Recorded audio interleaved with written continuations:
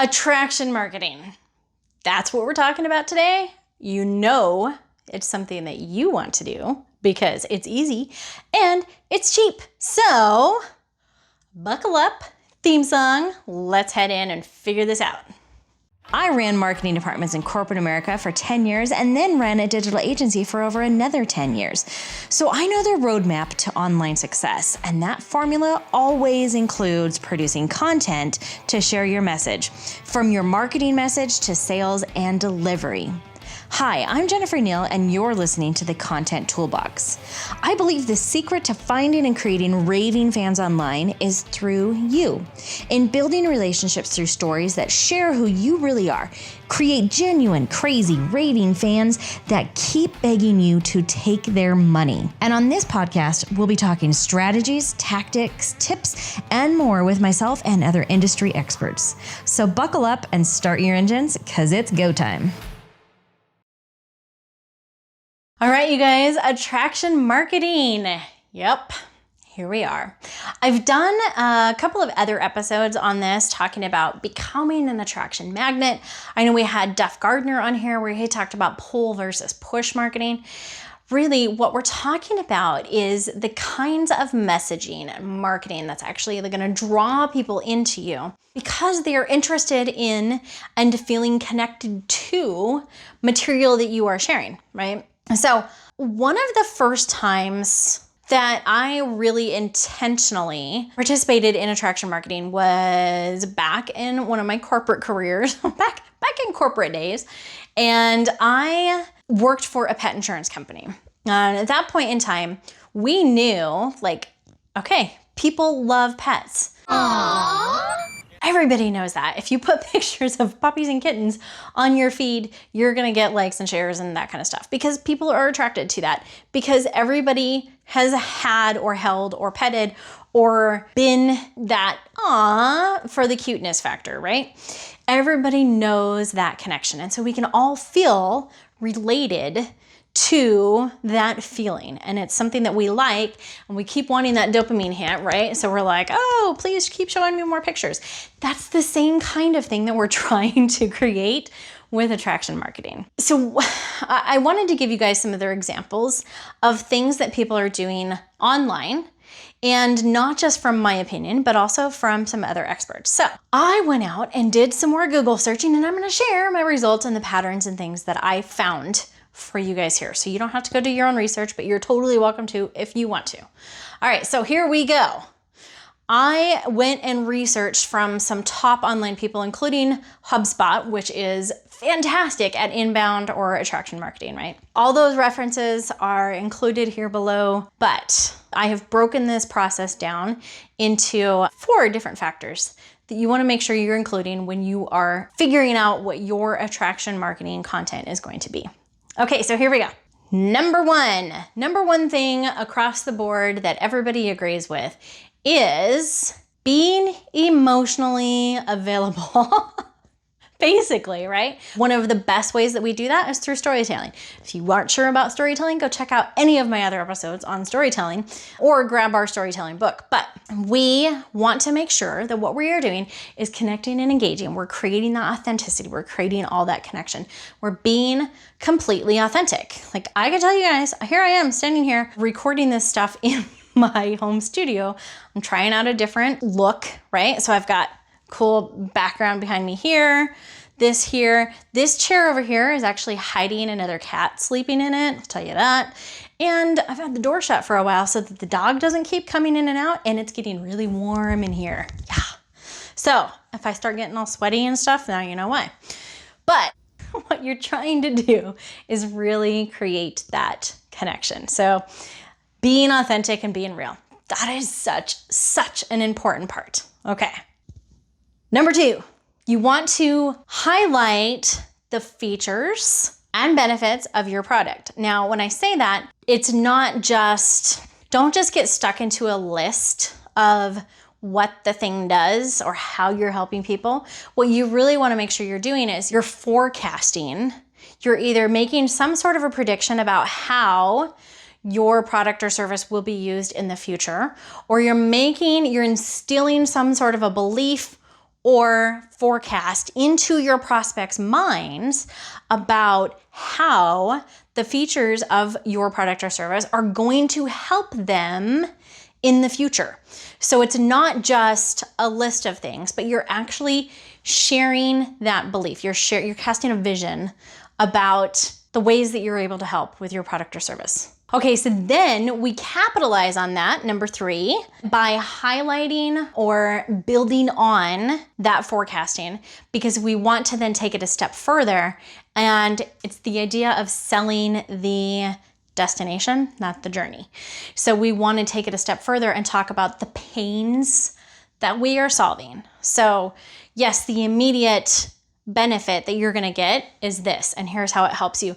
And then you're creating that belief. You're highlighting the pain that it's going to solve or the pleasure that it's going to bring. And you can do that through story. You can do that through illustration. You can do that through case study. You can do that by being a product of the product. But what you're trying to do is really highlight that it's not just about the product, it's about the transformation.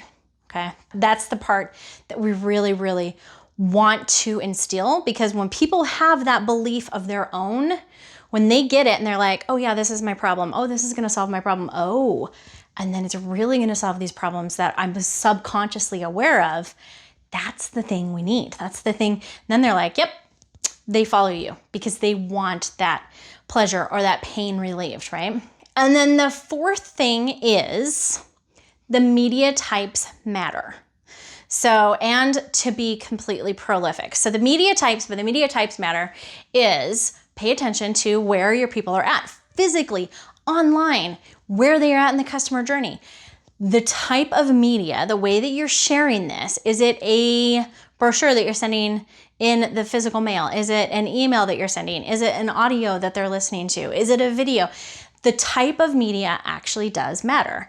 And by being prolific, you can create that media in multiple different places so that you are hitting multiple different people. That's where content repurposing comes in.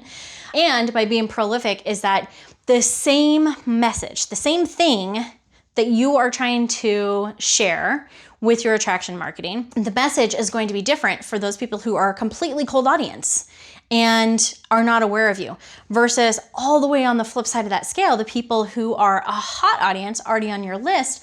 Those people are going to hear your message differently. So being prolific, if you are prolific throughout their entire customer journey, then there is no other place or no other option or choice in their mind. They will automatically choose you and your product or service. If you are prolific and they haven't yet heard you, obviously the more prolific you are, the more that they are going to see you. And this means organic, paid. This is all of the different methods, ways of getting that message out there. The more that it's out there, the more people are going to hear it, the more they're going to be attracted to you and the problems that ultimately you're going to help them solve. When I break it down like that, it's not that difficult. Just kind of like everything else. We want to keep it super, super simple, and just really by paying attention to what is it that they need and how can I solve for that and make them aware of the next thing, and then we're bringing them along the journey, right? It's paying attention to the journey, paying attention to our message, and that we're not just going, oh yeah, it does this, this, and this. Okay, so I can sell you a hammer that has, hey, it's got a poundy side and it's got a nail puller outer side, whatever that is. I know I'm gonna get tons of comments about that. That's okay. But okay, it's a hammer, features a wood handle, steel top, flat side, pointy side. Cool. Okay, but if we're actually talking about attraction marketing, what is that actually gonna do? So features, highlighting the features, that this is, I should have picked an example of something I know more about, but this is tempered steel. It's not going to break when you're using it for a variety of different uses, even if you're using it for things that may not necessarily be designed for. It's still going to hold up to what you need, right? And the fact of the matter is that this is going to help you also accomplish that honeydew task list item that you have had hanging over your head for the last 6 months. And really, you're going to get that done, and it's going to mean that you have a better relationship at home because you're finally able to get the things done that you have been saying you need to get done, right? So it's It's highlighting the features and what they're actually going to mean and do for somebody, and then highlighting resolving those pains or bringing them some form of different pleasure. So that's it. That's attraction marketing broken down into those 4 different things. And I challenge you to go take a look at some of your messaging and see, are you incorporating these 4 different elements into your messaging? And if not, how can you tweak that? And then how can you be more prolific with it? Where else can you put it? Pay attention to the type of media and how that's going to come across, and just test it. The best we can do is create something, test it, watch your numbers, right? All right, thanks you guys. I appreciate it. If you would like any additional information, make sure you are on our mailing list and go check out thecontenttoolbox.com, where you can join our mailing list and make sure that you are getting the inside scoop every time we add things into our resource area. And you guys, there's tons of free resources in there. Go take advantage of any of them. They are going to help you get unstuck from wherever you are at in your business and help you take that next step forward. Because the biggest problem with online marketing, I don't care who you're trying to attract, if you are frustrated and you're stuck, you're feeling that overwhelm, technology troubles, any of those kinds of things, that is going to come through in your messaging. So let's make sure that that doesn't, and let's attraction pull everybody in, right? And go find answers to any of your problems. We have tons of free resources in there. So just go get logged in, and I'm sure that you will find something that's going to help you tackle one of those issues and get you back into momentum and let go with some of that frustration. That's exactly what we want. Any of these resources are going to help for any number of different businesses. So go check it out, and I will see you guys on the next episode. All right, we are talking about